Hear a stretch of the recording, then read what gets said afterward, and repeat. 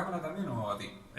No, la cámara, todo O sea, pasa. everything's the camera for this one. Okay. Pues nada, aquí tenemos al señor Steven de Sousa. Nos quiere explicar que no quiere que penséis que va de divo, no es el caso es que viene del oftalmólogo y entonces quiere que llevar gafas eso porque le han dado unas gotas que le han dilatado las pupilas y tiene una fotofobia momentánea, pero vamos, que no... No soy un prima donna, no. Exacto, no es primadona, así que vamos con la pregunta.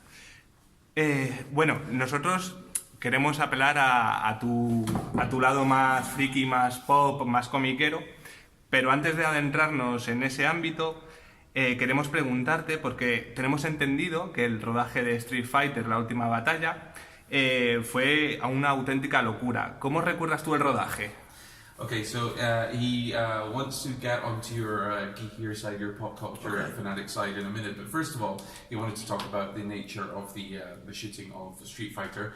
Obviously, it's remembered as being particularly chaotic, and he wants to know what your memories are, your main memories of the shoot.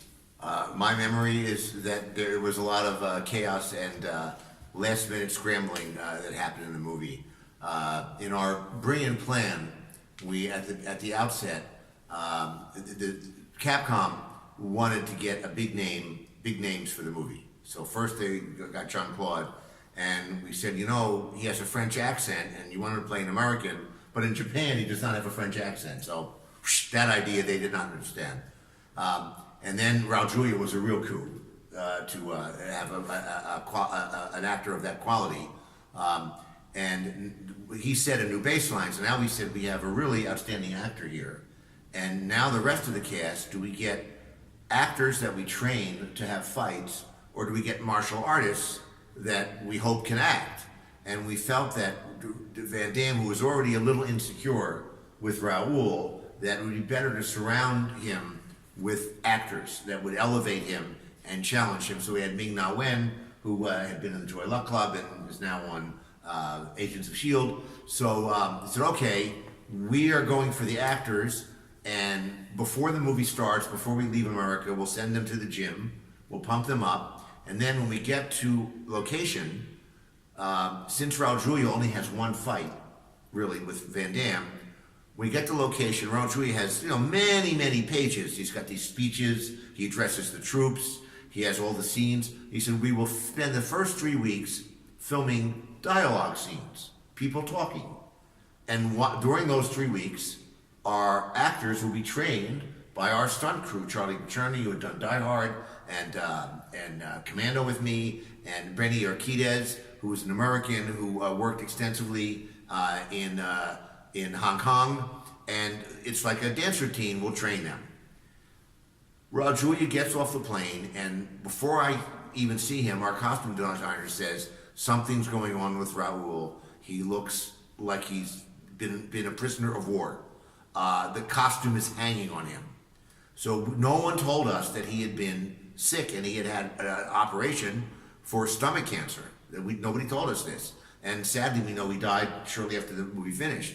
So now I can't photograph. He's supposed to be this formidable villain. I can't photograph that. So the schedule, we said Raul Julia films for the first 3 weeks. We go, no, Raul Julia's going to film now the last 3 weeks. Now, because of the schedule is sort of like air traffic control. Like, this actor is available here and this one is flying away, and Van Damme wasn't going to start. Van Damme wasn't starting immediately. Van Damme was not going to start till almost the third week when he had seen, so now we had to change everything, and I had to film one day with Raul. The scene where he goes into the laboratory where they're put Charlie in the machine to make him into a monster. I had to film that the first day. And if you look at the film today, you see that we tried to disguise it with lighting, and the way we shot him, you can see that Raul looks very thin there. So I had to film that day with him. And then I said, Raul, I don't want to see you for the next 3 weeks. Go eat ice cream, work with our trainers, get strong. And he gained like 20 pounds. But now I had to film, and Van Damme is not there, because he wasn't going to start till later when Raul was ready for him. So now I had to film scenes with the younger cast members, but they had not had time.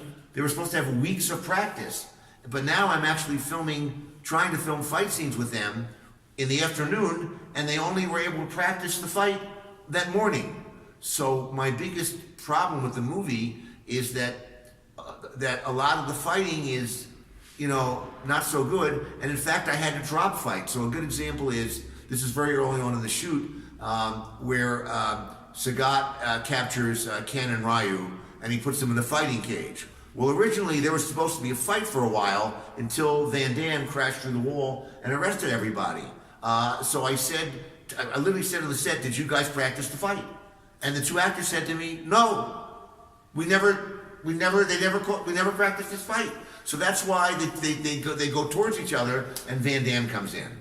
So to make up for that, finally, Raul was finally got more robust, and the fight he has with Van Damme, which is the end of the movie, we actually filmed it very late in the movie, and it's a good fight because they had time to practice. And then the fight, I knew we needed to deliver some big fights, especially the end of the movie. A movie is like a musical. When you do a Broadway musical, you want the audience to be singing this last song, when they come out of the theater to be humming the song. So I said, you know what, we're not even going to film this last fight of Ken and Ryu versus Sagat and Vega. We'll film it when we get back to America. So we came back to the United States and we started to edit the movie. And while I was editing the movie, they were all practicing the fight. And then we ended up going up to Vancouver, where we were doing post-production anyway. And we duplicated the sets from Australia for that final fight between Ken and Ryu and Sagat and Vega, which is again a pretty good fight. Then after all that struggle to get some good fights, when we turned the movie into the Motion Picture Association for the rating, there's a movie called This Movie Is Not Yet Rated, which shows you there's this secret committee that nobody knows that decides what the rating should be. And there's a school teacher and like a nun and a dentist. Nobody knows who they are. I think that movie, they followed them to their houses with hidden cameras and things. So we turned the movie in. Now, I had started out in my career doing television. And television is like basically PG, I did like Knight Rider. In Knight Rider, we shoot somebody, "Oh, I'm wounded, I'm taking you to jail." In Die Hard, people's brains get blown out. So I know how to do it. So I shot a movie that was PG-13. We turned the movie into the MPAA. They rated it R. And now the studio is in a panic because you cannot advertise an R-rated movie on television, children's television. Any cartoon show, any children's show cannot advertise an R-rated movie. No toy company will make a deal for R-rated. Now the collectors do. Now there's adult collectors will get a Die Hard. Was it Funko? Yeah. Funko. But back then, so the studio's in the panic. We have a deal with the toy company. They will sue us. We have a hamburger deal.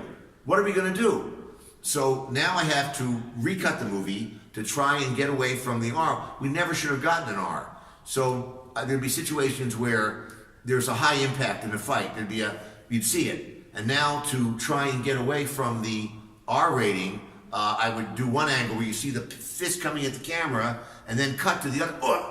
And you just hear, but you don't see the impact. So I'm doing this all over the movie. Anytime there's blood, I turn it in again. They still give me an R rating. So now I pull back, and we go, okay, good news, you got a G rating. And now the studio goes, oh no, that's even worse because no teenage boy will go see a G-rated movie. That's for my little sister. So now they don't know what to do. We have been to the MPAA 3 times. You can't go back again. We've got a G rating. The toy company's fine with that. The hamburger company's fine. But the kids who play the video game, they won't even come, right? It's a disaster. So in desperation, I had my genius idea. The movie was finished. The negative was locked. And the network says, the MPAA says, after the movie is finished with the titles on it, you have to show it one more time to make sure you didn't do anything tricky. So I had Van Damme come to the studio for 15 minutes, literally 2 days before we make 1,000 copies of the movie, and the scene where he comes down a tunnel to sneak into Bison's headquarters, and you can't see his lips, I had Van Damme say, "I'm getting too old for this shit." So now we send it over to the MPAA, and they go, "Hey, what are you trying to do here? You changed the soundtrack. Well, we are taking away your G rating. You have a PG-13 rating now." We go, "Oh no, oh how terrible." So anyway, that's how we ended up. But in hindsight, I would rather the movie had a PG-13 rating for better fights than for the one bad word. Que no se acuerda de nada. Oh my God, I went on. Yeah, thanks. I'll go. You should have stopped me. Why didn't you? Because I like the challenge. Okay. Vale, pues entonces, no, que sí, que efectivamente era muy caótico, que realmente los que mandaban al principio eran los de Capcom, los diseñadores del juego de Street Fighter, y desde un principio ellos querían como el gran héroe americano a Van Damme, a Jean-Claude Van Damme. Cuando se lo propusieron a Steven, él le respondió con mucha razón, pero es que Van Damme hablando inglés como que no, que tiene un acento bastante fuertecillo francés, y que ellos como lo ven doblado no se enteran, les da igual, queremos Van Damme. Entonces, además de eso, luego ya propusieron Raúl Julia para hacer de Bison, y entonces ya Steven tenía el dilema de si rodear a Van Damme de actores a quienes podía entrenar para luchar, o a luchadores a quienes podía entrenar para actuar. Ya con Raúl Julia pues lo vi un poco como base y dice, venga, pues vamos a coger actores, entrenarles para luchar, entre ellos Ming-Na Wen, que hizo de Chun-Li, que la conoceréis por el Club de la Buena Estrella, y ahora por Agentes de S.H.I.E.L.D. I'm sorry if I'm boring you. Y entonces pues nada, que empezaron a filmar la cosa, y ¿qué pasa? llega el momento del rodaje. Se había hablado de hacer al principio todas las escenas de Raúl Julia, que solo tiene una pelea, pero tiene muchísimas escenas de diálogo.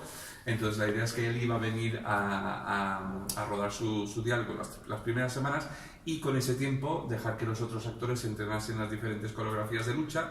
Tenían entre ellos pues especialistas de la Jungla Kisa, que había trabajado con Steven, de Comando, a Benny Urquidez, que había trabajado obviamente en muchísimas películas de Hong Kong, de Jackie Chan y tal.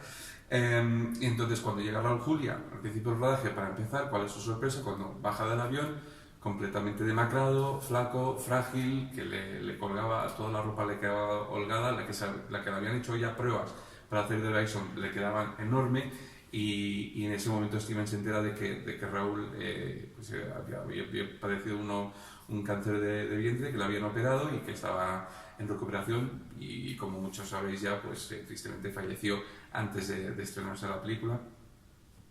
Entonces, pues hablan para ver qué es lo que van a hacer, y dicen, mira, pues vamos a hacer una cosa. Le dice Steven a Raúl, tú vete a casa, inflate a helado, métete en el gimnasio, intenta ganar algo de peso, y yo iré rodando todo lo que pueda sin ti. ¿Qué pasa? Que entonces lo que tiene que hacer es rodar todas las escenas de acción con unos actores que no han tenido las semanas que se les había prometido para preparar las escenas. Entonces, está rodando escenas por la tarde con actores. Por ejemplo, cuando tiene la pelea, bueno, hay un momento que Kane y Ryu los meten juntos en una jaula para pelear entre ellos.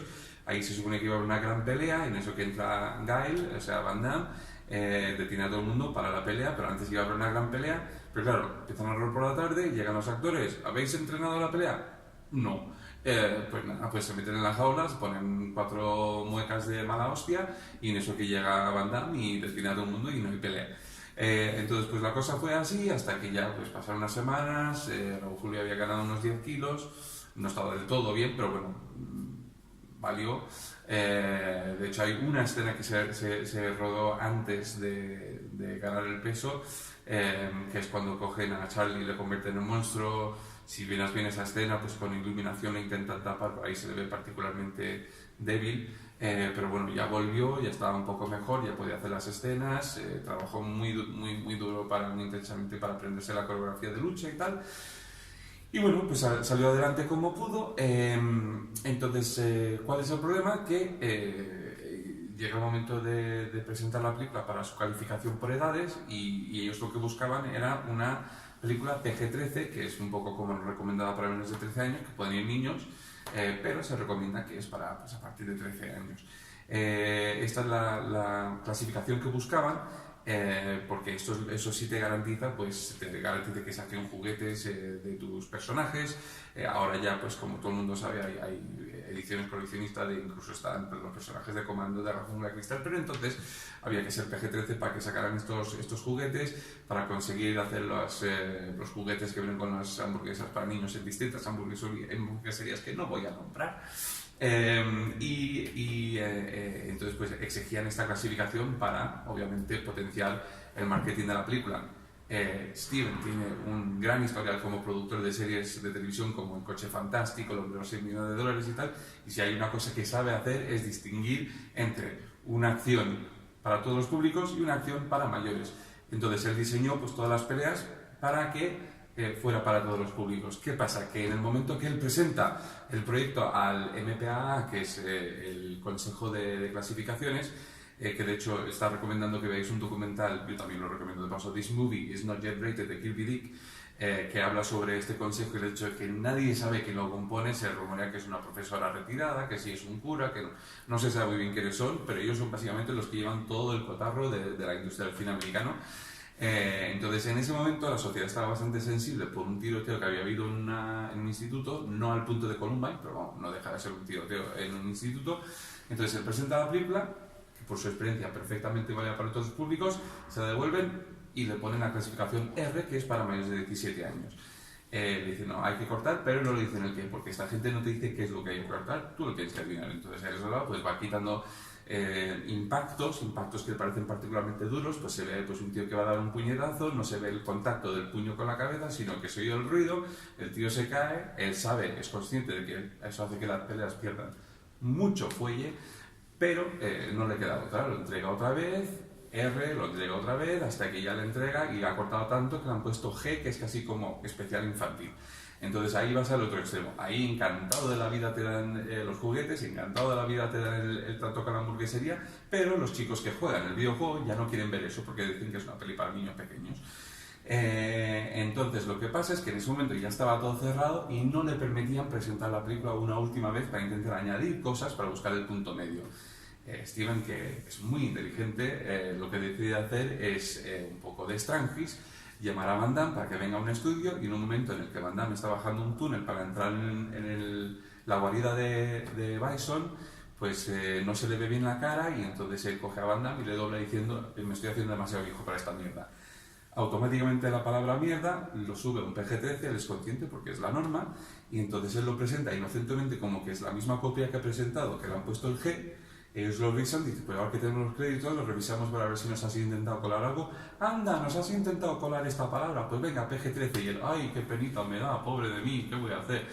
Entonces, claro, puestos a elegir, él preferiría tener el PG-13 por las peleas decentes como deberían ser y no por la palabra mierda, pero al menos consiguió la clasificación que buscaban. I think I covered pretty much everything. Bravo, bravo. Vale, nosotros sabemos You que... should have hit me and told me I was going No, on I too long. told you I like the challenge. All right, okay. Nosotros sabemos que es usted muy comiquero, ha trabajado en cómics como Sana. ¿Cómo fue desarrollar o intentar adaptar una historia de Will Eisner con la TV movie The Spirit?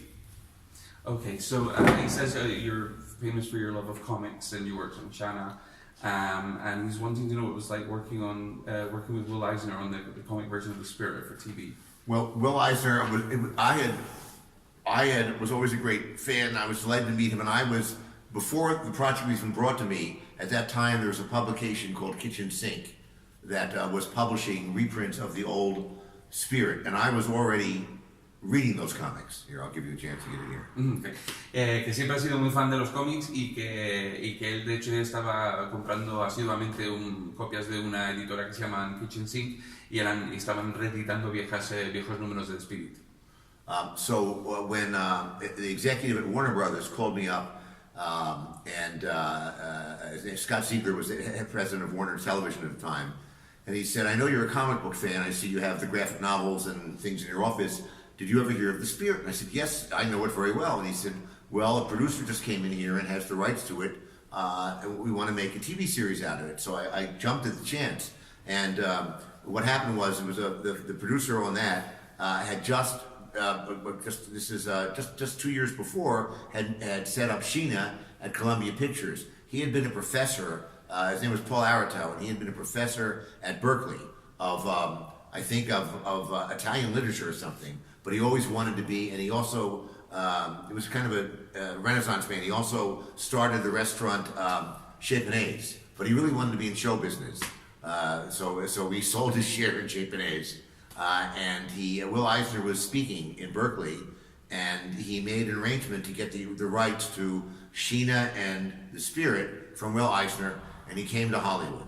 So first he set up Sheena at Columbia Pictures, but because he was like a new producer and had no credits, he had no control over the movie, and he was very unhappy with the movie, and the movie did not come out very well. So he came over to Warner Brothers and said, I have this other property, and I knew the material, and I embraced Paul, and I did not exclude him from the process. And the decisions we made were really ahead of their time. So for example, we had a very limited color palette. Like the Crayola colors, we said there's one blue, one red, one green. Now, it was a low budget movie for television, so we could not control everything. But to the degree that we could control everything, we tried to have a comic book palette. Sorry, just the name was Paul... Paul Aratow. Ok. Vale, pues entonces pues esta oportunidad surge porque está haciendo reuniones más bien con el presidente de la televisión de Warner, y entonces él le habla de un tal Paul Aratow que era profesor en Berkeley, pero que también tenía una fascinación por los cómics y tal, y había comprado los derechos de Sheena para hacer la película con Columbia, que luego al final pues no surgió tal y como querían y tal, pero también pues negociando y tal, se ve que se llevaban todos bien y le ofrecieron la oportunidad de trabajar en Spirit, cosa que agradeció, pues que era muy muy fan. Entonces desde un principio pues fue un proyecto de televisión, digamos un telefilm de bajo presupuesto, pero sí que tiene una idea bastante revolucionaria para la época, que era trabajar con una gama de colores, un abanico de colores bastante limitado, que era básicamente el azul, el rojo y el verde. O sea, intentando dentro de eso pues darle la mayor espectacularidad y la mayor autenticidad al cómic posible. All right. The next thing we did, we decided that the film should take place in no time period at all. So we had men wearing, Homburg hats. We got older cars. We took the marks off the cars. And then when we cast, now Will was very unhappy with the actor we picked. He wanted James Garner, but we cannot afford James Garner. So Will Eisner, I know, was unhappy with the cast of the movie. He's lucky he didn't live to see the other one. Anyway, we made that movie. We had $2.6 million. $2.6 million and 20 days to make that. Now, of course, nowadays, the $2.6 million would be the astronomical sum of like $8 million, but 20 days would still be 20 days. There's no inflation for 20 days. So anyway, just as we turned the picture in, as we turned the movie in to the network, there was a complete decapitation of management. All the studio was ABC was bought by another company, and everyone was fired. So we turned our pilot in to complete strangers, and they just buried it. They put it on one time in the summer. So I went to Comic-Con for the first time that year. This is 1987. No, 1986. We shot this. It wasn't on until 1987. So I went to Comic-Con, and we had a little booth, and we said, "Save the Spirit," and we gave out posters, and we had a petition. And there's an article, I think it's on Den of Geek, is a website. I did a big article about this. Finally, 2 years ago, Warner Brothers put this out on home video, and it was a great bestseller. It had been a bootleg for years at Comic-Cons. We catch up to me. Sure. Pues entonces nada, que se pusieron a rodar. Will Eisner no estaba... Bueno, primero tuvieron la idea de que no tuviera lugar el proyecto en ninguna época. En concreto, los coches y los sombreros y tal eran de época, pero sin dejar completamente claro qué época eran. Luego Will Eisner sí que es verdad que estaba un poco descontento con el protagonista que habían elegido, Él quería a James Garner, pero no tenía presupuesto para James Garner, y entonces el reparto no le terminó de gustar a Will Eisner, a lo que dice Steven, pues menos mal que no estaba vivo para ver la otra versión que se rodó. Y nada, y entonces pues lo rodaron, tenían un presupuesto de 2,6 millones y 20 días, y como bien dice Steven, vale, ahora esto fue en el 86, 87, 2,6 millones cundían mucho más entonces que ahora con la inflación y tal, pero 20 días siguen siendo 20 días, así que te puedes imaginar lo que les dio tiempo a hacer. ¿Qué pasa? Que cuando ya lo tienen todo terminado, lo consiguen hacer dentro del presupuesto, lo llevan a la ABC, que es la emisora, la cadena escogida para emitirla, y ha habido una especie de decapitación en todo el equipo de producción de directores. Se lo entregan a un completo desconocido, quien se dedica a enterrarlo, lo ponen una sola vez en verano, no lo ve ni el tato, y entonces él estaba en Comic Con ese año, pues tenía un pequeño puesto en plan Salva Spirit, pues filmando fotos, filmando tal, y había una petición que se llegó a firmar muchísimo, y hace 2 años por fin Warner Bros. Lo editó para consumo doméstico, tuvo gran éxito, ya estuvo durante muchos años estaba disponible de manera ilegal, pero ahora se puede comprar de manera legal. Anyway, we had this petition, Save the Spirit, at Comic-Con. Remember, this is 1987 Comic-Con. So, Den of Geek, 2 years ago when we went on home video, they did a big interview with me, which your audience could find if you look up The Spirit and my name and Den of Geek. You'll find this very long article with photographs, and we reproduced the petition, and to my astonishment, they were in high school and college. All of the giants of comic books today signed this petition. So like Paul Dini and the two brothers that do Love and Rockets, Jamie and I'm sorry, I'm sorry. Anyway, it's an amazing who's who of comic book world all signed this petition, which had no effect. ABC did not do the television series, but obviously years later they made the movie The Spirit, the big feature film, which is a big flop, where they sort of did everything that not just I think, but fans think they got it wrong. So it's kind of a strange thing. If you go and if you do the internet and do search, the reviews we got finally on our Blu-ray on the home video of the 2.6 million, 20-day movie, the reviews are better than the $50 million 60-day version of The Spirit. And on IMDb, where the people rate things, our rating is higher. So the strangest thing, though, is because people look at it now, they go, "Oh, the cars are old." And we had rotary phones. There were no rotary phones when we made the movie. We wanted to be timeless. But now, when people saw it on home video, that is totally lost on the audience. They think it was deliberately. They think it's even older than it was. But I was happy that it finally had the audience. And also, subsequently, we most recently, with Paul Arito, who unfortunately just died 2 years ago, we got the comic book of Sheena, Will Eisner's other character, back into print, and we've been having a lot of success and wonderful reviews on that. We kind of updated that character, and it was a famous comic strip. It was in the crosshairs of the comic crusaders in the 1950s for being too violent and sexy. And it was one of the first comic books they banned. This modern iteration, it's sort of been purged of the colonialism and sexism and racism that was on the downside of the comic. It had a lot of merits. Sheena was the first female superhero character ever owned comic book. Not only before Wonder Woman, before Superman, Sheena was in print. So the next graphic novel comes out in February. So look for that on your newsstands.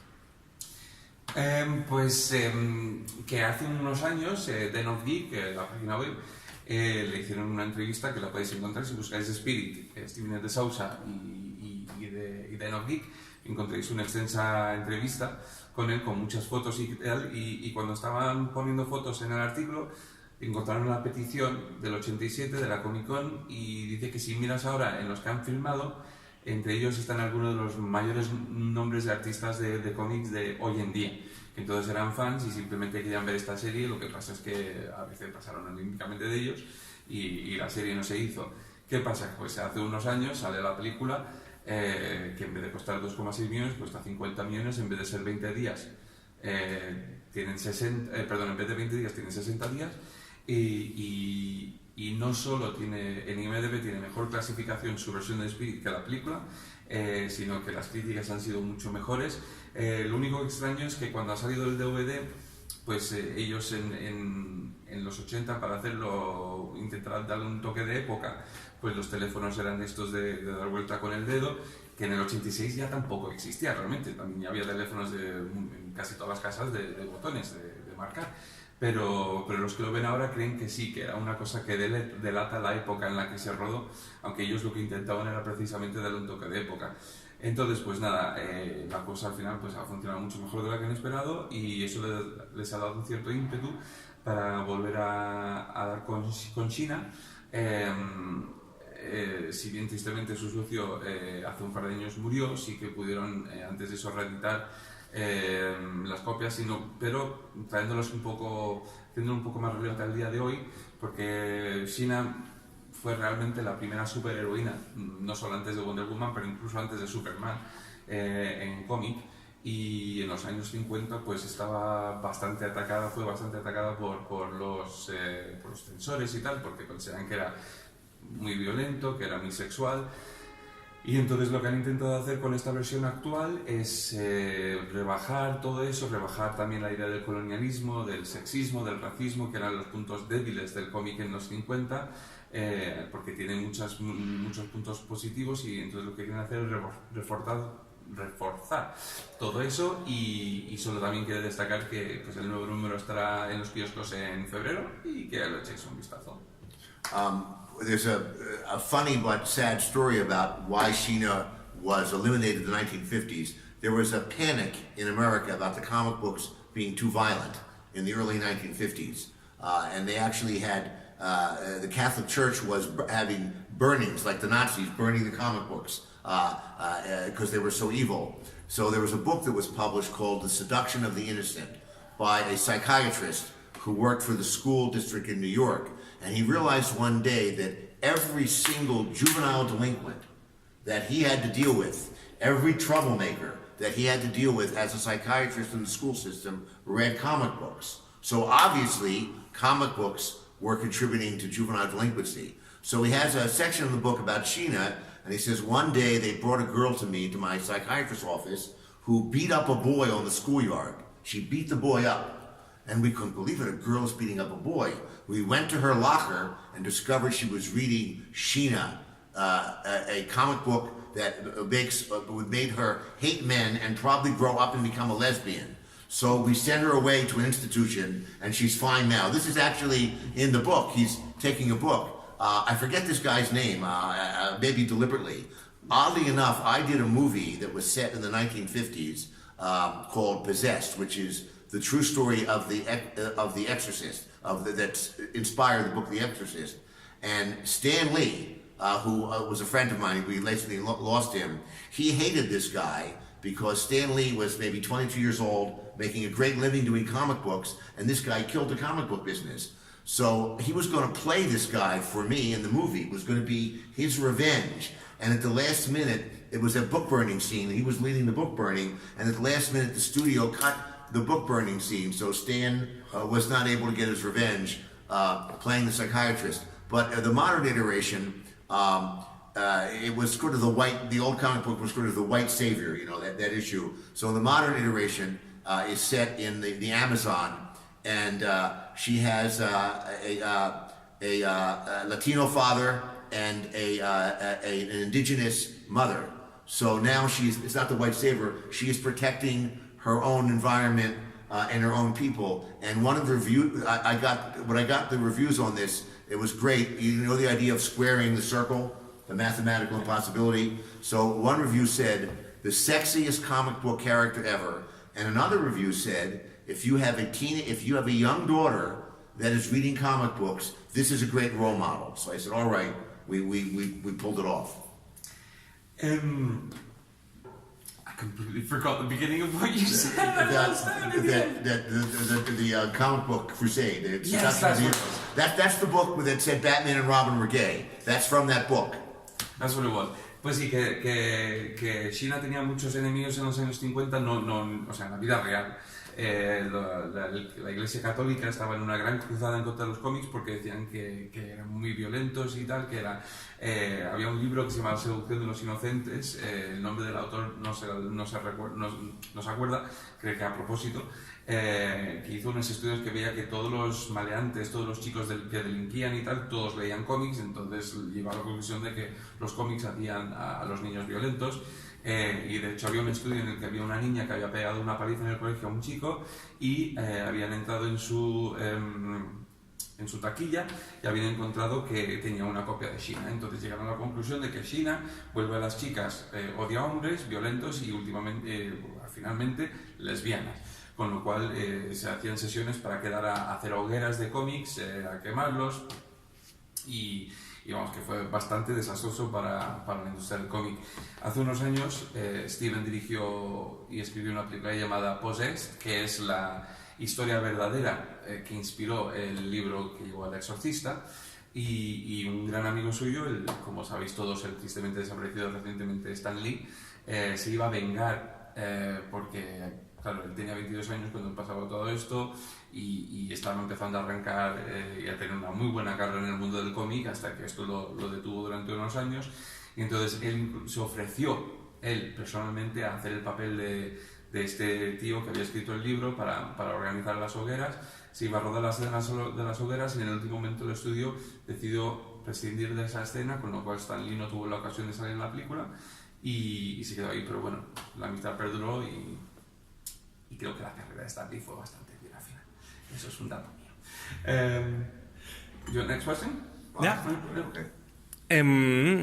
Hablando de superhéroes, ¿le gustaría traer de vuelta a Captain Invincible? We're getting into real nerd country now. I'm interested in this one. Real too. nerd country. Okay. So yeah. Well, he's saying, would you like to bring Captain Invincible back? You know, Yes. the producer of that film wants to remake it.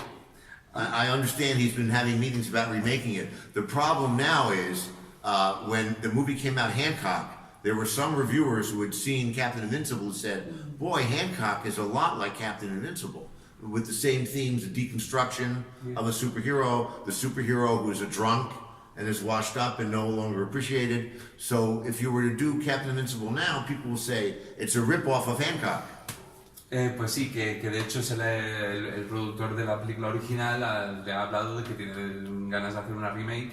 Lo que pasa es que, como sabéis, hace unos años salió la película Hancock y hay unos paralelos bastante grandes. Es un superhéroe un poco reacio y pues, con problemas de alcoholemia y tal, y dice que él cree que realmente que si hoy saliera la película de Captain Invincible, todo el mundo pensaría que es un plagio de Hancock. Hay una película que a nosotros nos encanta porque es muy loca, muy surrealista y es prácticamente un cómic. ¿Cómo se le ocurrió la historia de Hudson Hawk? So he's saying that a film that he particularly loves because it's very surreal and very outlandish is Hudson Hawk. And where did you get the idea for the story? Well, Bruce Willis wanted to play a cat burglar. It began with Bruce Willis, and if you look at the movie, it says it's a story credit. So it began with Bruce. He wanted to be a cat burglar. The original intention of the movie was to be more like the Hitchcock movie To Catch a Thief. It was more like that. But Michael Lehman, who was the director, he wanted to deconstruct that kind of movie. So he pushed the movie into, he said, well, I know you wanted to be like Grace Kelly and Cary Grant, but it'd be more interesting if they cannot have a romance, she'll be a nun, you know. Originally, the first draft of that script, the villain from Lethal Weapon 2, Joss Auckland was going to be the villain of Hudson Hawk. And then we did the second draft. Michael Lehman said, no, let's have a woman. And the second draft, it was going to be, we're going to get Audrey Hepburn. But then Bruce got involved with his pencil. and it became a couple. And there's a lot of things in there I liked because it was supposed to be a funny romp. But the biggest mistake that happened when they started making the movie was that the couple that were the villains, they were allowed to get bigger and bigger and bigger in their performance. And there's a mistake. And you know, if I look at a Disney movie is, you know, they're comedies, they're musicals. As Hudson Hawk is a comedy and a musical. Catch up to me. Ya. Pues eso, que todo partió de porque Bruce Willis quería hacer de ladrón. De hecho, si te fijas ahí, en los títulos de crédito él figura también en la parte de argumento. Y la idea inicial era hacer una película pues similar a Atrapa a un ladrón de Hitchcock, con él haciendo una especie de Cary Grant, con Andy McDowell haciendo una especie de Grace Kelly. Lo que pasa es que Michael Lehmann, el director, pues quería deconstruir todo eso y no quería que se juntaran, quería que hubiese algún impedimento, y entonces surgió la idea de que Andy McDowell fuera monja, con lo cual pues no surgió. Pero bueno, básicamente la idea era hacer una película simpática, divertida, musical, como es. Pero todo empezó con el borrador inicial, pues el malo pues era una especie de Josh Ackland. De hecho tenían pensados a Josh Ackland para hacer el malo. Michael Lehmann sugirió cambiar un poco, Bruce Willis metió mano y entonces se convirtió en una pareja, que eran Sandra Bernhard y Richard A. Grant. Y entonces, conforme iba pasando el rodaje, lo que pasa es que se les daba cada vez más, hacía más la vista gorda para que ellos exageraran más y más y más los personajes, hasta que fue un poco desbordante. Richard E. Grant wrote a book about his experiences in Hollywood, and he has a very detailed chapter that tells exactly the whole history of Hudson Hawk. But the biggest mistake that I think hurt the movie, I know it has a cult following, but I would like it better if the villains played it straight. And you could take the example from Disney. Disney does, I mean, it's animated cartoons, there's ridiculous things that happen, but they'll have an Aladdin. There's a crazy, silly, Jafar, they're on to us, Aladdin is coming, right, he's silly, but Jafar is totally serious. Soon all Arabia will be under my control when I marry the princess. And so the villain must always be straight, and that was the biggest error in Hudson Hawk that I think hurt it for a mainstream audience. I have to do Gilbert Gottfried and Jafar in Spanish. Okay, thank you. Pues nada, lo que bien dices es eso, pues que si leéis el libro Wisners de Richard E. Grant, y yo personalmente recomiendo que lo hagas, pues él da una crónica muy detallada de todo el rodaje de Hudson Hawk. Pero lo que dices es eso, principalmente el problema fue que no dejaron que los malos hicieran el personaje de manera seria, de manera honesta. Dice que si comparas la película con las películas de Disney, que en un principio la idea pues con todo lo de la comedia, la locura y la musicalidad era que fuera casi una película Disney, dice, si te fijas por ejemplo en Aladdin, pues tenemos al loro, a Yago, que es muy alocado y muy gritón, no voy a imitarle porque pasó, pero Jafar, que es el malo principal, sí que es muy recto, muy serio y se lo toma en serio, y eso es lo que le da peso a la película. Y al tener estos dos malos que estaban completamente desbordados, pues la cosa perdió el equilibrio. Nosotros tenemos una curiosidad, una duda. ¿Por qué Stallone se quitó el casco en Juez 3? Okay. Why did Stallone have to take his helmet off in Judge? Because he's Stallone. Porque es Stallone, tío. You paid that much money for the guy, you want to see his face. That's exactly what they said in the studio. You know, like. Hemos pagado una millonada, queremos ver su cara. Vamos a pasar a la etapa televisiva. Tienes mucha experiencia en televisión con Jimmy Neeman, The $6 Million, V, and Tales from the Crypt. ¿Qué recuerdas de aquella época? Okay, so he's mentioning you worked on Gemini Man. Did you work on V? He said V. Yes. You worked on V? I didn't know that. Tales from the Crypt, and he's just asking basically what you remember from those times. Well, it was the most wonderful education you could ever have, better than film school. When you're doing an American television show, you're making a 1-hour movie every 10 days. 10 days of work. It's not even 10 days of filming. It's just, there's prep and there's filming. So we would shoot on those pictures. We would shoot 6 days principal photography and 2 or 3 days with the stunt work. And then you'll be putting it together, and you start out on an American television series. At that time, back in the days of silent television, when I started, you would start filming in,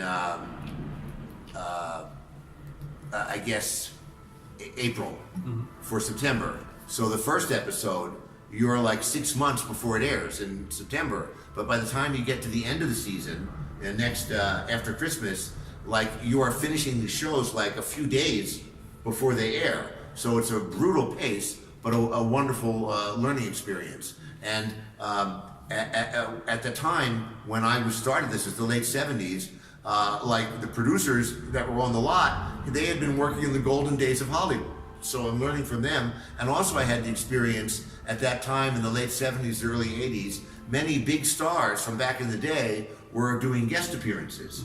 So you know the game 6 Degrees of Kevin Bacon? You know? Catch up to me with that. Ok, pues entonces lo que quería contar sobre esa época, que había mucha presión, para empezar, porque trabajar en una serie de televisión era básicamente hacer una película de 1 hora cada 10 días. Y eso 10 días para preparar y luego el rodaje. Normalmente dedicaba más o menos un día a preparar cada episodio y luego eran 6 días de fotografía principal y 2 o 3 días de lo que vienen a ser pues trucos especialistas, explosiones, persecuciones, peleas, etc. Lo que recuerda también sobre todo eso es que, pues, que fue un aprendizaje bestial para él, puesto que él estaba trabajando ahí pues, final de los 70, principios de los 80 y estaba trabajando con grandes técnicos de la época dorada de Hollywood, o sea, aprendió de los maestros de los maestros. Y además también dice pues, que conforme iba pasando la temporada iban creciendo el ritmo del rodaje, puesto que él empezaba a lo mejor en abril, cuando la serie empezaba en septiembre-octubre, lo cual le daba un margen de más o menos 6 meses antes de estrenar el primer capítulo, pero claro, si haces 10 días de 10 días en 10 días y cada episodio sale después de una semana, cuando ya estés llegando al final de la temporada, estás haciendo prácticamente un episodio de una semana para otra y estás corriendo y pillándote la cola mientras corres. Luego empezó a decir que también había muchas de las grandes estrellas de la época dorada de Hollywood, pues en aquel momento estaban haciendo de invitados especiales en programas de televisión y ahora vamos a retomar la respuesta en inglés. All right, very good. So the game of 6 Degrees of Kevin Bacon is that Kevin Bacon started working, I guess, his first movie was Animal House, and has worked with so many actors that you can connect Kevin Bacon to anyone who ever worked in Hollywood. Kevin Bacon worked with this actor, worked with that actor. But there is an app in IMDb, who worked with whom, and I am better than Kevin Bacon. So we play a game in my house called 6 Degrees of Stevenation. So for example, Marie Windsor is a bad girl in all of the film noir movies. One of her last roles was in a TV series from me. So you can get from me to Dana Andrews through Marie Windsor. Marilyn Monroe, Sam Jaffe, who was Gunga Din. He was in the Asphalt Jungle with Marilyn Monroe. So I worked with Sam Jaffe, who worked with Marilyn Monroe. So if you want to play, forget 6 Degrees of Kevin Bacon, 6 Degrees of Stevenation. I'm like I forget how, but I'm one person away from Charlie Chaplin. I forget how. There was some elderly actor who was one of our shows, and he was in a silent picture with Charlie Chaplin. So I'm connected to the golden age of Hollywood. Está hablando del juego 6 grados de Kevin Bacon, 6 Degrees of Kevin Bacon. Es un juego muy famoso en internet en el que pues Kevin Bacon, a raíz de haber hecho tantas películas y además muchas películas con repartos multitudinarios, pues se supone que puedes enlazarle con cualquier otro actor en 6 enlaces. Y incluso hay una aplicación en IMDb. Yo voy a corregirlo, yo creo que a lo mejor sí que sigue todavía, pero yo sé que hay una aplicación que parte de una aplicación que había en IMDb, en el que lo puedes jugar y te lo hace ya automáticamente. No obstante, él considera que él está mejor unido por estos invitados especiales que Kevin Bacon. Entonces él en su casa juega un juego que se llama Los 6 grados de Stevenation, en el que él se puede conectar en menos grados que Kevin Bacon a cualquier actor que ha habido jamás en la historia de Hollywood a raíz de todos estos invitados especiales. Entonces, por ejemplo, habla de Marie Windsor, que fue una una actriz que hacía de chica mala en muchas películas de cine negro. Entonces él ha trabajado con ella, que estuvo de invitado especial en una de sus series, con lo cual él puede estar con Dana Andrews pues con un enlace. De la misma manera él trabajó con Sam Jaffe. Sam Jaffe, que hizo de Gungadin, pues ha trabajado en La jungla de asfalto con Marilyn Monroe, entonces está a un paso de Marilyn Monroe, y también sabe que está uno de Charlie Chaplin, pero no recuerda cómo. Me gustaría, para finalizar, preguntarle por 3 títulos, 2 televisivos, que son The Powers of Matthew Starr y Supercarrier. ¿Cómo se le ocurrió la idea para Supercarrier? ¿Y cómo fue trabajar en un producto que era para un público más juvenil, pero que a la vez era introductorio para aficionarles a lo fantástico, a los cómics, a los superhéroes? Y el tercero, Sí, para vale. So this is the second last question. He wants to ask you about 2 of your TV projects. He wants to ask you how you came up with the idea for Supercarrier. And he also wants to ask you what it was like working on A Show Like the Powers of Matthew Starr, which was for a younger audience, but was very much a stepping stone to get a gateway drug, if you will. Yes. For a lot of them to get into sci-fi in a hardcore way. It was like a way to get kids really, really into sci-fi. Well, Matthew Starr was pretty much like Smallville before Smallville. And that was an original idea I had. I had gotten a reputation for my first work was Gemini Man, $6 Million Man, Bionic Woman. And then if you are a writer and you're good, you will get in television. They'll give you the title of producer, but there are writers who get the title of producer who don't know the first thing about filmmaking. They could not audition an actor. They don't know editing. But if they recognize that you know these other things, you get to do that. So very early on, when the Gemini Man was canceled, everybody starts typing their resume and goes to other jobs. And someone said, "Who's going to do post-production?" And in conversations while we're filming, Harv Bennett, who was the executive producer, later did the Star Trek movie, said, "Well, D'Souza seems to know his way around the editing room. Let him do it." Now, if I was more sophisticated, I would have said, "Well, I should get a pay raise and I should get a new title, not story editor." But I did the post-production for the last 5 episodes. So then I became a producer on Knight Rider. I worked my way up, and I was involved in casting and all these things. So my contract was up at Universal, and Paramount said, "Come over to Paramount, and we'll get you in the movie business eventually." So the first thing we did was Matthew Starr. What happened on the pilot, there's a scene in the pilot where they're trapped in a fire, and the boy is tied to a chair, and they tied him to a chair too well, and he was trying to get free, and he fell on top of the fire, and he had 3rd-degree burns. And so the show was pushed off for 10 months. He had to go to a special hospital, and the cast changed, and I was not able to work on the series. My name was on every episode of the series, but I had moved on to other things. The next thing I did at Paramount was a show that was called The Renegades, which was one of Patrick Swayze's first parts. It was like 22 Jump Street before 22 Jump Street. But I want to tell you who I cast and discovered for Matthew Starr. And I picked and I did the audition, and we took the tape to the network, was Tom Cruise. I discovered Tom Cruise. And they said, "No, he has too much baby fat, and seems like a smartass. America doesn't like a smartass." So they rejected Tom, and Ali Sheedy from The Breakfast Club was going to be the girl. And I had them in the audition tape, and somehow, as I moved around for years, I lost that tape.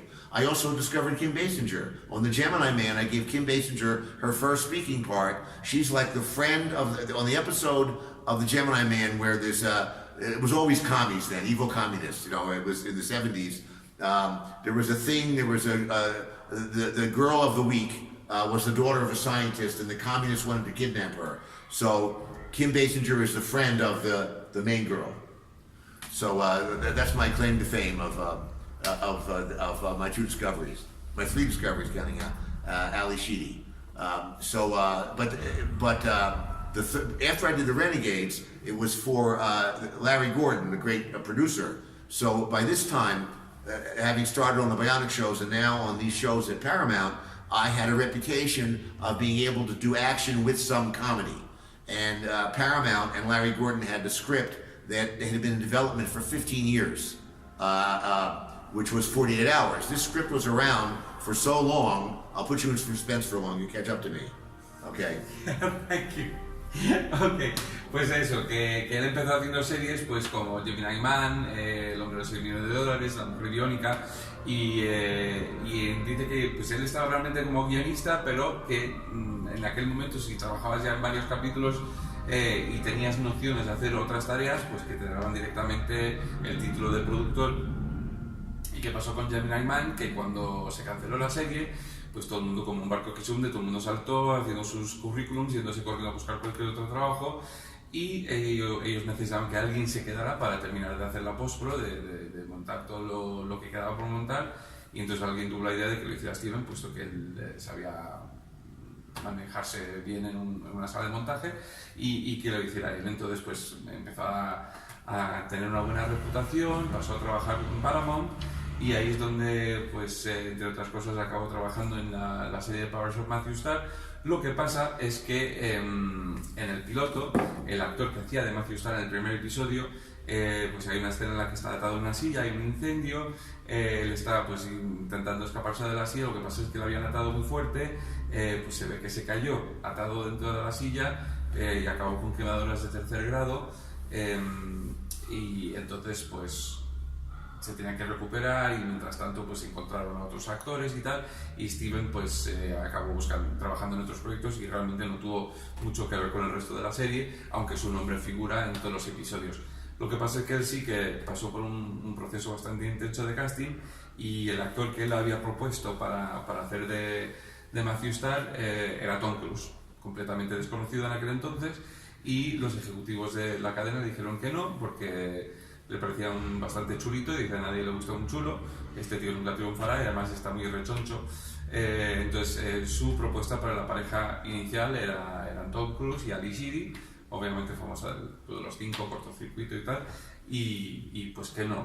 Luego además en Gemini Man descubrió a Kim Basinger, que le dio su primer papel, que era pues en aquel momento en la serie Gemini Man casi siempre los malos eran comunistas o por ahí.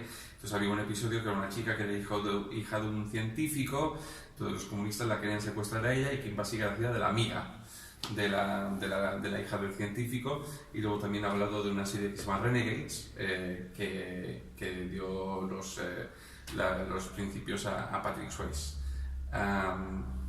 Supercarrier? I think Supercarrier. Well, Supercarrier was a non-fiction book about life aboard a supercarrier that the network bought, and they wanted to make it into a television series. So basically they said, we have this non-fiction book, we want to make it into a television series.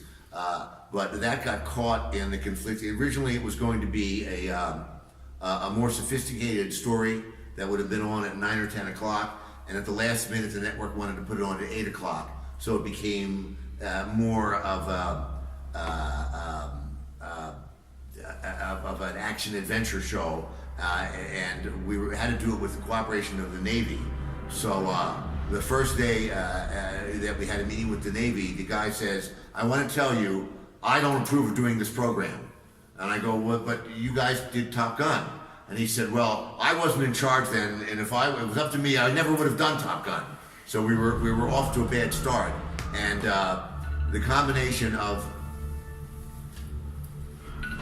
oh my God, there's Scarlett Johansson. I've told her not to call me.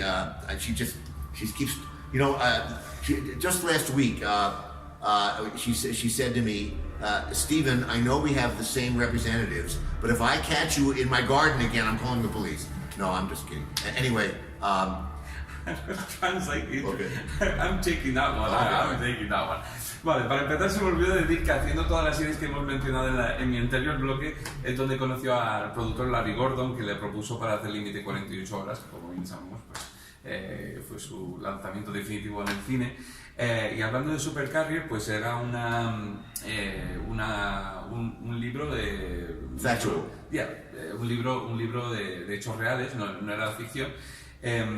Y entonces lo propusieron para hacer esta serie. En un principio la serie iba a ser de un argumento bastante más denso, bastante más serio, para poner pues sobre las 9:30 de la noche, y en el último momento la cadena decidió que querían una serie para poner a las 8 de la tarde, mucho más de acción y aventuras, mucho más ligera, y además la serie se hizo con la colaboración de la Marina, de los marines, y no les hacía bastante gracia tener que trabajar en esta serie. Y en ese momento ha llamado Scarlett Johansson, como habéis visto, a él le ha dicho que no le llamen, pero ella insiste, tienen el mismo representante, no obstante, él se presenta a horas desorbitadas en el jardín de ella y está un poco harta. Y ahora retomamos Supercarrier. Okay. The program was being pulled in two directions. The Navy wanted a commercial for the Navy that was very serious and dramatic, and the network wanted a show that was 8 o'clock for the family hour for the children. So you cannot serve two masters. Also, we could not make the show without the cooperation of the Navy, so they had a very heavy hand.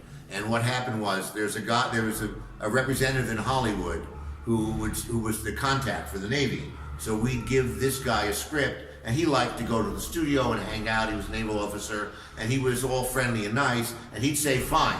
And then we'd send the script out, the actors would memorize it, we'd build the sets, and at the last minute, we'd get a letter, you have to change it. Someone higher up at the Pentagon, no. It became really crazy. One of the things they did is they would say, no, there was never any conflict between the fine men and women of the Navy. So how can you have a show without conflict? We can't go to war. It's a peacetime Navy. So we would always, they wouldn't let two men argue. You know how in Top Gun you have Tom Cruise and Val Kilmer, and they would not let us do that. So it became very skim milk. Pues lo que explica es que por un lado tenía la Marina, que querían hacer una película seria, una película profunda, una serie profunda y seria sobre esta vida, y no querían hacer algo frívolo, lo cual a él le parecía absurdo ya que habían colaborado en Top Gun. Y mientras, pues la cadena exigía, pues como una serie de las 8, algo mucho más ligero, más divertido, más de acción y aventuras. Y entonces el problema estaba en que ellos tenían un delegado de la Marina con el que ellos tenían que mandar los guiones para que los aprobara en nombre de la Marina y tal. Y entonces se ve que el tío pues se quedó un poco deslumbrado por el poder de Hollywood, le gustaba ir a los platós y estar con los actores y tal. Entonces como que él decía que sí a todo, le mandaban el guión, él decía perfecto, se iba al rodaje, estaba ahí con todo el mundo pasándoselo bien, y cuando ya lo tenían prácticamente todo terminado les llegaba una carta de notificación de la Marina diciendo que habían visto el guión y que esto tampoco y que todo. Entonces se ve que tiene una norma muy estricta, que es en la Marina no hay peleas internas, entonces nadie de la Marina se peleará con nadie de la Marina. ¿Qué pasa? Que tenemos una serie sobre un ejército en tiempo de paz, no puede haber guerra, y como no se pueden emplear entre ellos, no hay conflicto. Y nos ha visto una serie dramática completamente sin conflicto, lo cual hacía que fuera bastante difícil y poco apetecible. This came to a boil on an episode. I had the brilliant idea, we must get some conflict and danger in this show. So I had the brilliant idea that a Soviet pilot wants to defect and bring his plane to the West, and he communicates with the aircraft carrier, can I defect, and can he land on the aircraft carrier, and the Soviet plane is not designed, we have to invent the inventor. It was a good idea. So in the script, the Soviet pilot is bringing a stealth aircraft. So I had in the script that the characters on our ship say, this sounds like it may be a version of our stealth aircraft. So we write the set and they say, you cannot say that we have stealth aircraft. That is classified. And I go, my son has the toy airplane. Everyone knows we have a stealth airplane. I live in Los Angeles, and they had a press conference where they showed the prototype. And he said, it's still classified. You may not say America has stealth aircraft. So we had to change it. So you're saying that it is some sort of aircraft that normal detection cannot appear on some kind of convoluted way of saying it. I remember to this day, one of the things that happened to make the show interesting, I said, let's get a big star to be a regular character. We got an actor who was in many, many war movies. Richard, I'm going blank here. He was later on, God, this is embarrassing. He was later, we'll cut all this out. He was later on... Richard Jekyll? Richard Jekyll, thank you. So I said, I want to get Richard Jekyll to be the chief of the boat, which is like the top sergeant in the Army. So they said, the Navy is a young man's outfit. Everyone must retire at age 60. There is no one as old as Richard Jekyll in our Navy. So now we went on the aircraft carrier, they give us a tour. No. We went to the Navy Yard, they gave us a tour of the battleship, the Missouri, which is where the Japanese surrendered. Because when the aircraft carrier was not in San Diego, we would film interiors on the battleship, which was now a museum. So they had a guy give us a tour. So this guy is a naval chief, like a sergeant with many, many stripes. And he says, this is where a kamikaze plane crashed. He says, it scared the shit out of me. And I go, wait a minute, you were aboard this ship in 1944? He says, yeah, they would not let me retire because we still have these battleships and I have the skills. So they lied to me that everybody has to retire at the age 60. So one thing I remember distinctly about Richard Jekyll, I'll tell in a minute. Okay. Oh, ok. Pues todo esto llega a su punto culminante, donde tenía la idea de tener un episodio en el que había un piloto ruso que quería pedir asilo, y entonces todo el conflicto del episodio iba a ser sobre si el piloto iba a aterrizar o no en el portaaviones, y ellos le iban a permitir aterrizar ahí. Y entonces lo que pasa es que veían que la nave que tenía el piloto ruso, el avión, era un avión de sigilo, un stealth, y que además ellos en el barco sospechaban de que era que una versión del stealth que tenían ellos. Entonces el de la Marina le vino y le dijo, mira, no puedes decir en el guión que tenemos un stealth, un sigilo, porque eso es alto secreto, confidencial. Y dice, pero a ver, si mi hijo tiene un juguete del avión, he visto al lado de mi casa cómo hicisteis una conferencia de prensa anunciando a todo el mundo que lo tenéis. No, pero en un trabajo de ficción no podemos decir que tenemos este tipo de avión. Podemos decir que tenemos un avión que los modos habituales de radar no detectan tan bien como, pero no podemos decir que es ese tipo de vaya tontería.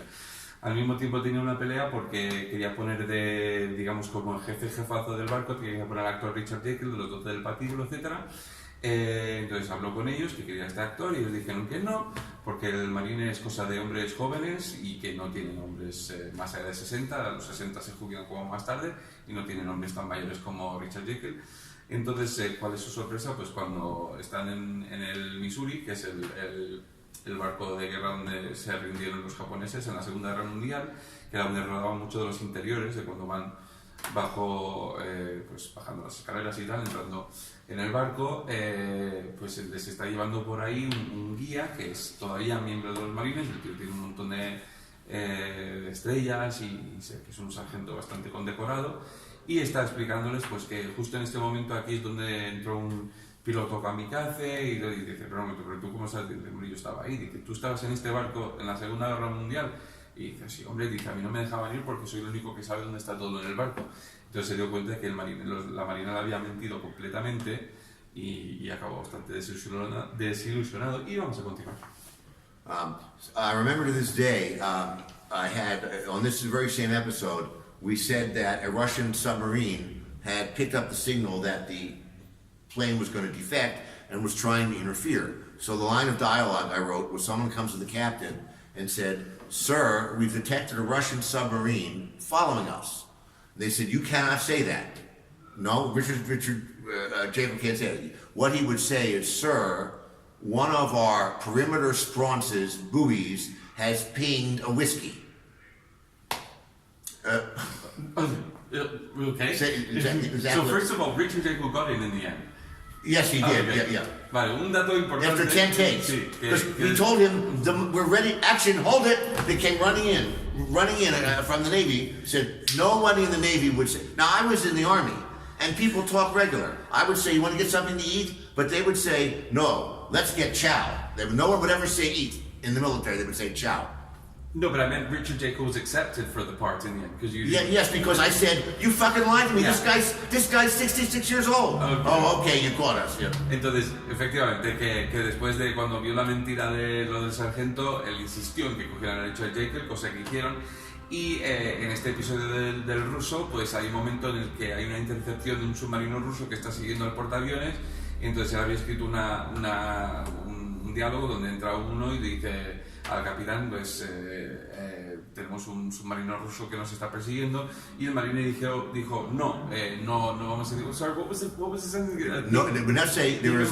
No, you cannot say there is a Russian submarine following us. You would say one of our perimeter spronces buoys got a ping from a whiskey, and that is a spronce is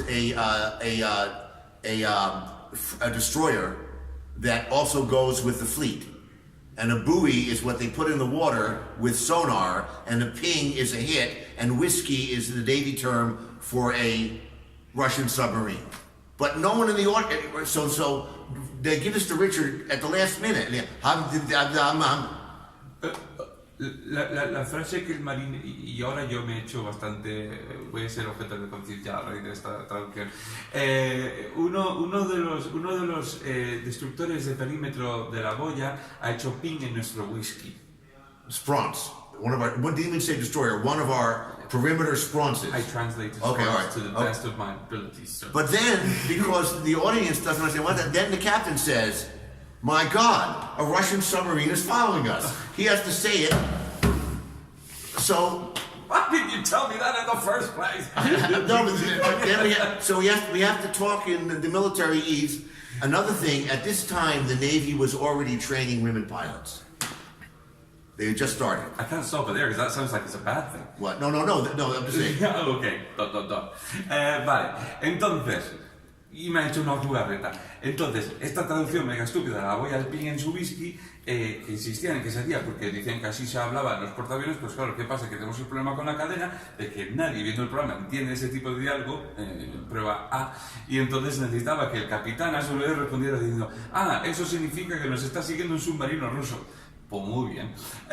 Y entonces me han dicho, y justo en ese momento la Marina estaba empezando a entrenar a mujeres. Yo voy a suponer que esto es un positivo, pero vamos a verlo ahora. All right. So, I said, we have a woman, one of the main characters is a pilot who is a woman, and we had her in our scripts. So they approve all the scripts, and then at the last minute they say, she cannot be on the carrier.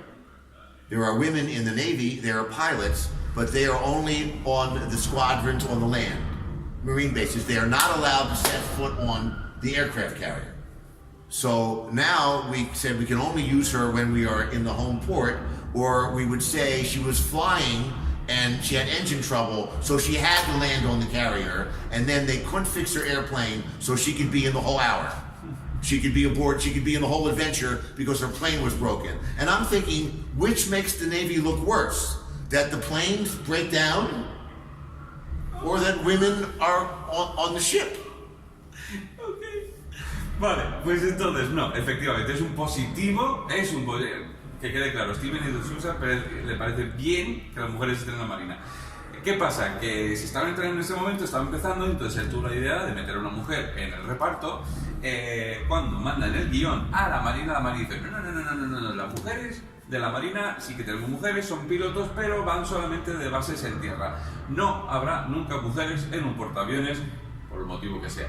Entonces él dice, pero tengo que meter una mujer, es una representación de diversidad dentro de la Marina, os deja bien, y dice, bueno, pues entonces lo que vamos a hacer es que cada semana haya un motivo para que la mujer, pues a lo mejor está pilotando, tiene una avería en el avión, tiene que aterrizar en el portaaviones, y entonces como tardan tiempo en arreglar el avión, pues ella tiene que estar todo el capítulo en el portaaviones. Dice, o sea, cada semana, ¿nos parece un poco más positivo tener una mujer en el maldito barco que no tener un avión que se estropea cada semana? O sea, ¿no crees que aquí así que vais a quedar peor? Pero así quedó la cosa. So anyway, the upshot of the story is, I do not have post-traumatic stress syndrome from when I was a medic in the Army. And I saw wounded men. I had a friend that I pulled out of a burning vehicle who died when I was trying to save his life. I do not have post-traumatic stress syndrome from my days in the Army. I have post-traumatic stress syndrome from my days making a TV show with the Navy. I have it from translating the interview about the show too. Es serious. I'll get serious for a second. Lo que quiere decir para cerrar todo esto es que él no tiene, o sea, él tuvo un tiempo en el ejército, ha tratado a hombres heridos, de hecho tuvo un muy buen amigo que estaba en un coche en llamas, él lo sacó y murió en sus brazos, y nada de eso le ha dejado secuelas traumáticas, no tiene ningún estrés, de desorden de estrés postraumático. Trabajar en la serie Supercarrier con la Marina sí le ha dejado esas secuelas. Para concluir, queremos preguntarle, ¿cabe la posibilidad de que traiga de vuelta a Axel Foley en una cuarta entrega de Beverly Hills Cop o a Reggie y a Jack en una tercera entrega de 48 horas? You didn't write Beverly Hills Cop, did you? No, I did the third one. Yeah, but okay, but I was thinking. So he's asking if there's any chance that you'll be bringing Reggie Hammond and Jack. That's my decision. That's you mean 48 Hours? Yeah. Well, or Axel Foley. Well, they did the sequel to 48 Hours already, which Another 48 Hours. There was the 48 Hours. We talked about that earlier. That script was around for so long that the cop was going to be I'm losing my mind now. Robert Mitchum, and the young prisoner was going to be Clint Eastwood. That is how long that script had been in Hollywood. So when I was on the Paramount lot and I had done these pilots, they said he can do action and humor. We want to get Eddie Murphy, and now we need to make the script funny. Now the script had been a script that Waterhill had rewritten of Roger Spottiswoode. If you know Waterhill's movies, they are not funny. So the studio said, we want you to rewrite this script and bring your humor to it. So you have a meeting where we're going to meet with Waterhill. So they said, this is a hot young writer on the lot. He's going to work with you to make the script funnier. And he said, what movies have you done? And I guess it was Jeffrey Katzenberg said, well, Stephen hasn't done movies. He's one of our most talented television writers. And Waterhill said, you're going to have a television writer rewrite me? And they go, he will do what you say, he will work with you. And he said, this is not a comedy. Waterhill does not make comedies. And they says, no, we just want comedy relief.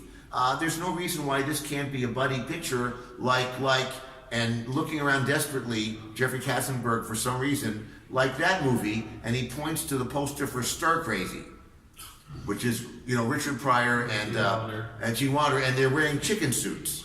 Yeah. So Waterhill gets up, walks out of the room, and slams the door so hard that the picture fell down. So now I said, well, I guess, I'm not going to do this. You work for the studio, right? We want you to do this. So to this day, Waterhill is in a conversation talking about how I ruined that movie by making it funny. So when they did the sequel, Joel Silver, who was encouraging me to be funny and protecting the humor, Water was always trying to take the comedy out, and Joel would say, you have to shoot it, Water. You can take it out in the editing room if it's a bad test, because he knew it would test well. So when they did the sequel, Walter didn't want Joel back or me back. So the sequel to 48 Hours was really the same movie all over again, in my opinion. Almost exactly the same thing. So I don't think there's ever a plan to make another 48 Hours movie. On Beverly Hills Cop 3, it was a very strange situation where Eddie asked for me to do it. And the first script, which was a great script, was a vicious evisceration of the whole Disney phenomenon. Vale, pues entonces realmente dice que al menos por ahora 48 horas no depende nada de él. Fue Jeffrey Katzenberg, que era el presidente de Paramount en aquel momento, que le propuso para trabajar en el guión de 48 horas que ya se había escrito, lo había hecho Walter Hill. De hecho llevaba muchísimos años rolando por Hollywood hasta el punto de que cuando se ideó en un principio el papel de Nick Nolte, el papel del policía, iba a hacerlo Robert Mitchum y el papel de Reggie iba a ser Clint Eastwood. Entonces pues fueron pasando los años, al final nos escogieron y entonces ya cuando dieron con Eddie Murphy para hacer el papel, pues veían que necesitaban un guionista para darle más humor, puesto que las películas de Walter Hill no destacan precisamente por ser graciosas. Entonces tenemos una reunión con Jeffrey Katzenberg, con Walter Hill y con Steven, en el que Jeffrey le está vendiendo como que va a hacer que tu guión sea mucho más gracioso, y le dice pues que a mí no me interesa que mi película sea graciosa, y que, bueno, pero no necesitas eso, esas chispas, y sobre todo si vas a tener Eddie Murphy y tal. Dice bueno, y le dice Walter Hill en qué películas has trabajado, y él dice pues realmente soy un guionista de televisión. A lo cual responde Walter Hill a Jeffrey Katzenberg, dice ¿tú vas a permitir que un guionista de televisión estropee mi película? El caso es pues, que entra en juego el productor Joel Silver, defiende muchísimo a Steven como ha hecho toda la carrera, defiende el uso del humor en la película se convierte en el bombazo que es, y años después pues llegan a hacer la secuela, pero ya el truco que usó Joel en la primera película era decir en todo momento, pues siempre que llegaba un momento gracioso, Walter Hill se negaba, dice yo no hago comedias. Y él le decía, es que no es cuestión de hacer una comedia, es cuestión de hacer una película con alivios cómicos, una especie de buddy movie como esta película de aquí. Enseñaron un póster que había en la pared en ese momento del éxito del momento, que era Locos de Remate, en el póster con Jim Wilder y Richard Pryor vestido de galinas. Entonces Walter Hill se dio un rebote, pegó un portazo, se cayó la foto. Y entonces cuando llegó el rodaje, pues cada vez que llegaba el momento de rodar comedia, él se negaba, Joel Silver insistía y decía, mira, rédalo, lo probamos y si no funciona con el público de prueba, pues lo quitamos en pospo y tal, porque sabía perfectamente que iba a funcionar y tuvo razón. Y entonces ya cuando llegó la segunda parte, él tuvo más bien poco que hacer, puesto que acabó siendo básicamente un calco de la primera parte para él y no tiene gran peso. Ahora está hablando de la tercera parte de su partido en Hollywood, que es la que escribió él, y fue por petición personal de Eddie Murphy, que preguntó por él. And let's go back to Beverly Hills. Okay, so... no, sorry, I forgot one thing. Perdón. Y el guión original que se había escrito para Super Detectives, que a él le encanta, era una deconstrucción total de lo que era el imperio Disney. And now we're going back Yeah, to... so to give you an example, it was a great satire of the whole Disney phenomenon. The Disney empire, the dark underbelly of Disney. You know, there's all these stories you hear about working for Disney, and so we had fun with that. To give you an example of how far we went, they sent the script. They wanted to get the Disney character, who originally was played by the guy from the Talking Horse Show. You know, who played Mr. Ed? Yeah, who was that actor? Wilbur? Yeah, no, the guy who played Wilbur. He plays the Disney character in the movie. In Beverly Hills Cop 3, there's a Walt Disney character, the head of the studio. All right, so we sent it to Dick Van Dyke. We said that would be a great idea, and Dick Van Dyke said, "This is an insult to Walt Disney's legacy." So I said that was a vote. That good. That was exactly what we wanted to hear. So in the original vision, Eddie Murphy is taking his niece to Disneyland, and there's a murder. And that's how he gets involved in the story. That was how he got into the story, and that was the first draft. And the fictional park was Americaland, and the different rides were different themes. So at the end of the movie, the villains chase Eddie Murphy into a ride, and the camera pulls back, and the ride is called Dixieland. And inside the ride, it is the Old South. And there's Confederate soldiers and slaves picking cotton. And Eddie Murphy is trapped in a Civil War situation. It was like very, very bold and very daring. Well, anyway, the picture was in development so long and Eddie was making so many movies. Vale, pues entonces lo que pasó es que cuando estaban con este guion original que iba a destripar todo lo que, mostrar el lado oscuro de Disney, tenían una idea para que para dar un papel el personaje, digamos, de Disney que iba a estar ahí, se lo ofrecieron a Dick Van Dyke y él lo rechazó porque dijo que era un insulto a la memoria de Walt Disney y entonces Steven lo vio como que auguraba muy bien, eso le pareció genial. Entonces, pues el guión original iba a ser que Axel Foley iba con su sobrina a Disneyland y entonces había un asesinato y así es como Axel se había involucrado en otra misión y como que el momento culminante de la película iba a ser que pues, una pelea entre Axel y todos los malos en una atracción que era Americaland, que era un poco el parque temático que habían creado. Y entonces esta atracción en concreto, que es una especie de montaña rusa, pues él está ahí montado peleándose con los malos, se queda atrancado por la mitad y esta atracción en concreto se llama Dixieland, es una recreación del viejo sur de los Estados Confederados. Entonces de repente Axel está ahí pillado en una escena con un montón de esclavos cogiendo algodón, con un montón de generales sureños y tal, y claro, y Axel siendo como es ahí atrapado, pues te puedes imaginar. A mí me habría gustado ver, I would like to see this. Yeah, I know. Yeah. So Eddie, we all love the idea. Anyway, as this is in development, Eddie had a movie he finished called The Distinguished Gentleman, where he is a con artist who gets elected. Anyway, because he has the same name as a popular congressman who dies, and he gets elected, and he decides being in government is a great way to get rich. Again, very interesting echo. Anyway, in this movie, there was a plot that was based on an urban myth that electric towers give children cancer. This is a fantasy that people have in America, or maybe in other places that you've heard of it. So this was a plot point. So there's scenes in this movie of Eddie Murphy. They bring in children with cancer who are bald with like IVs, and he says, "Oh my God, I must do the right thing." No surprise, this movie was a big flop, right? So now the studio says, they don't say movies about children with cancer in a comedy with children is not a good idea. They say the audience doesn't want to see Eddie Murphy with children. Take the niece out of the movie. So now I go, how do I go to Disneyland? Say, aha, he's dating a woman who works at Disneyland. And he's going to visit her. So I write that script. Then Eddie Murphy makes a movie called Boomerang, which was a romantic comedy. With Halle Berry. Yes. Vale, entonces, pues estaban preparando esta versión con la sobrina y con Dixieland y todo esto. ¿Y qué pasa? Que en ese momento pues sale una película de Murphy que se llama Su distinguida señoría, en la que él hace de un timador que acaba en Congreso, como bueno, estoy citando a Steven, dice, qué presagio, un hombre que usa la política para forrarse, qué conveniente.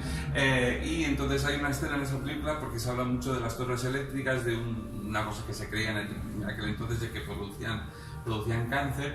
Y entonces hay una escena en la que entran un montón de niños con sus intravenosas y tal para ver a Eddie Murphy, que pues, se les ha caído el pelo por la quimioterapia. Es una escena bastante triste y la película no funcionó. Entonces en vez de pensar que a lo mejor el cáncer no era una cosa que se puede meter así como así en una comedia, llegaron a la conclusión de que el público no quería ver a Eddie Murphy con niños. Entonces eliminaron el argumento de la sobrina, pero tienen que ver una excusa de cómo meter a Eddie Murphy en Disneylandia. Entonces llegan a la conclusión de que Eddie Murphy a lo mejor está viéndose con una chica que trabaja en Disneylandia y esa es la idea que tienen para proceder. ¿Qué pasa? Que en ese momento se estrena una película con Halle Berry y Eddie Murphy que se llama Boomerang. And that movie fails. So now they say the audience doesn't want to see Eddie Murphy in a romantic comedy. He cannot be dating a woman who works at Wonderworld. So now the way to get Eddie into the story became extremely convoluted. And now these two movies fail, so they slash our budget. So the script originally, we were going to invent rides, our own crazy rides, like Dixieland. Now they have no money, so they say we will go to Universal Studios and pretend those rides are our rides. So there's a ride at Universal Studios, which is called the Earthquake Ride. So I go, okay, it's called Alien Attack. So we just film, no budget. They already have the earth, the water, it all happens, and we put robots in. So we called it Alien Attack. And Paramount bought a regular amusement park with regular ordinary rides. So they filmed there. So it became very cheap. The idea of a park we invented got more and more watered down. Finally, with the smaller budget, we're ready to go, Eddie Murphy has a meeting. He wants to be a serious actor. He doesn't want to be funny anymore. They actually sent a memo. You want to take jokes out. Take all the jokes out of the script. Eddie will find the funny on the set.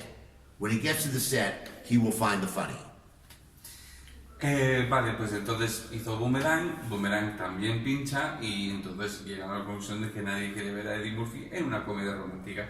Con lo cual el argumento de la novia también se elimina.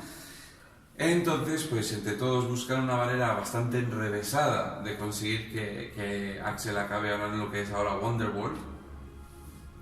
Pero a raíz de estos dos fracasos se corta considerablemente, se rebaja el presupuesto de Super Detective 3 y entonces cuando ya tenían pensado crear un montón de atracciones nuevas exclusivamente para la película, como era por ejemplo este Dixieland, se ven con la obligación de ir a los estudios Universal, al parque temático, y a fingir que muchas de las atracciones que tienen ahí eran atracciones suyas, por ejemplo el del terremoto. Lo que hicieron es llamarlo Alien Attack y entonces cogieron unos robots, lo pusieron ahí medio y pues esto es Alien Attack. Y al mismo tiempo la Paramount compró un pequeño parque, pues una feria básicamente con cosas más tradicionales tipo Noria y eso, y lo usaron para el rodaje de la película. Entonces ya estaba todo viento en popa para marchar con el Axel de siempre, cuando llega de repente una carta de Eddie Murphy en el que dice que no quiere ser el Axel de siempre, no quiere hacer chistes, quiere ser un actor que se le tome en serio y que corten todos los chistes del guión, que él ya sabrá cómo ser gracioso. All right. So this last part, I was already gone. I was done, and I was already in Australia making Street Fighter. And John Landis, to make Eddie happy, to making the movie less funny, 5 other writers rewrote the movie, taking jokes out, taking jokes out, taking jokes out. But the way credits are determined in Hollywood is to get credit on a motion picture that is based on another source. In the case of a sequel or based on a novel, a writer has to write a third of the movie to get credit. So these 5 writers rewrote the entire movie, but between the 5 of them, no individual wrote a third of the movie. So only my name was on the movie, so I got all the blame for the unfunny Eddie Murphy movie that made no sense.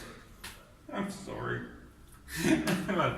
Entonces, lo que pasó es que cuando él decide que ya no quiere ser gracioso y tal, contratan a otros 5 guionistas para trabajar el guión, puesto que Steven ya estaba en Australia rodando Street Fighter y no podía seguir ahí. Entonces, ¿qué pasa? Que estos 5, pues entre todos pulen el guión, van quitando chistes, que Eddie está contento. Y entonces se estrena la película y ¿qué pasa? Que si tú estás haciendo una película basada en otra fuente, es decir, una adaptación, una secuela, una remake, como es el caso de Super Detective, porque es una secuela, pues para tener crédito tienes que haber escrito mínimo una tercera parte del guión. Y claro, como nosotros eran 5, pues entre todos ninguno había escrito tanto como Steven, por eso él figura como único guionista y se comió todo el marrón de una película que no tiene, según él, no tenía sentido, no tenía gracia y no tenía nada que ver con lo que él había escrito, pero se comió el marrón entero él solito. So on that movie, when I go to the bank to cash my residual checks on Beverly Hills Cop 3, I sort of go in like this, you know, can I have my residual check, cash my check, please, because, you know, I know it's on IMDb, but it did not turn out the way I hoped, or the way I think Eddie hoped. I think in the end he was sorry that he was having this dramatic moment. John Landis tells how difficult it was to work with Eddie on this movie because he just did not want to be funny. You look at it, he's a very subdued performance. Pues eso, que dice que cuando va a cobrar los cheques de los royalties y tal, que va pues encapuchado y tal, que da vergüenza cuando me viste por agradecer como que él no está nada contento con cómo se hace la película y dice que cree que sinceramente que Eddie tampoco, aunque no lo admita, que John Landis ha hablado abiertamente de las dificultades que tuvo trabajando con Eddie en la película, pero que si te fijas, pues que sí, que es una interpretación bastante bastante estática por parte de Eddie. Finish. Thank you so much. Okay, thank you. Thank you. You were brilliant. Thank you, sir. You were brilliant. Told We you. are going to be in the remake of Stan and Ollie. We're doing the remake of Stan and Ollie. It just came out. No, I'm just